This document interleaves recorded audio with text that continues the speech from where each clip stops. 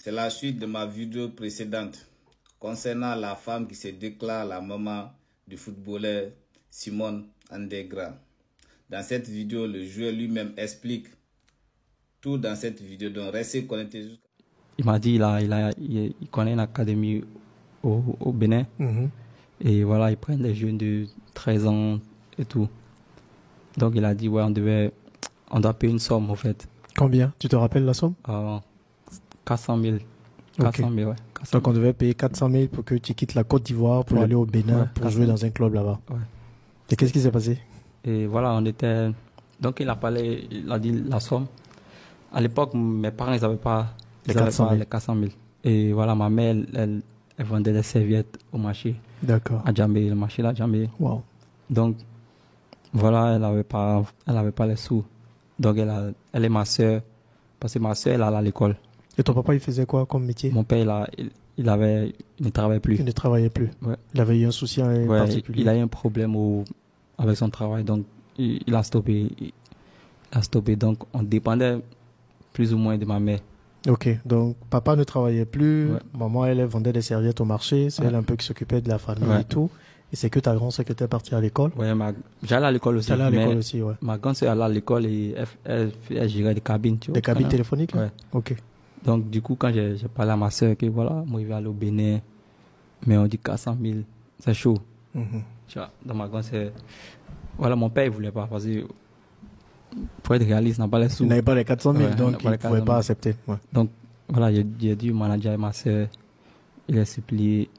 Elle a essayé de parler avec le vieux et la vieille. Donc, voilà, ils ont pris crédit, tu vois. Donc, tes parents ont dû prendre des prêts par-ci par-là pour avoir les 400 000. Parce que ma mère n'avait pas vraiment les sous. Donc, voilà, ils se sont arrangés. Mais toi, à un moment donné, tu t'es pas dit, c'est vrai que tu voulais aller au Bénin pour jouer au foot et tout.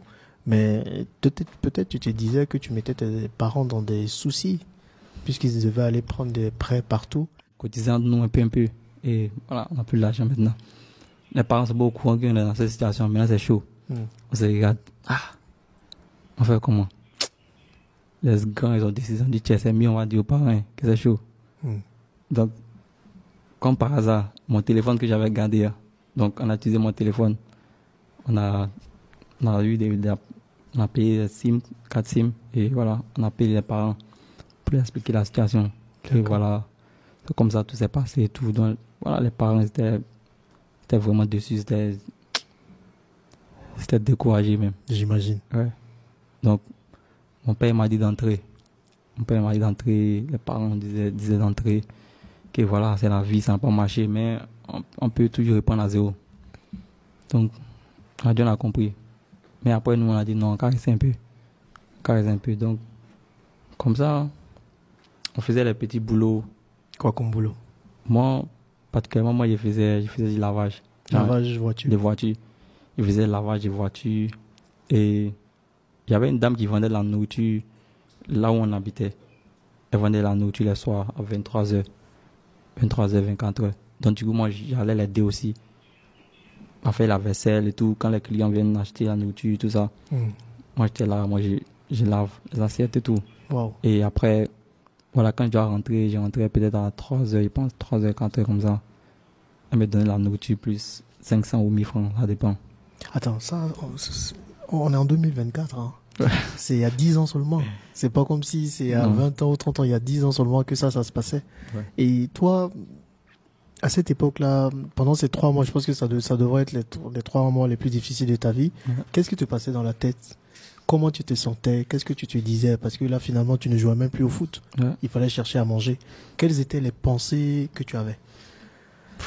Sans te mentir, moi, c'est comme je ne savais pas ce qui s'est passé, en fait. Ah bon, ouais. Tu vivais seulement? Ouais, je vivais.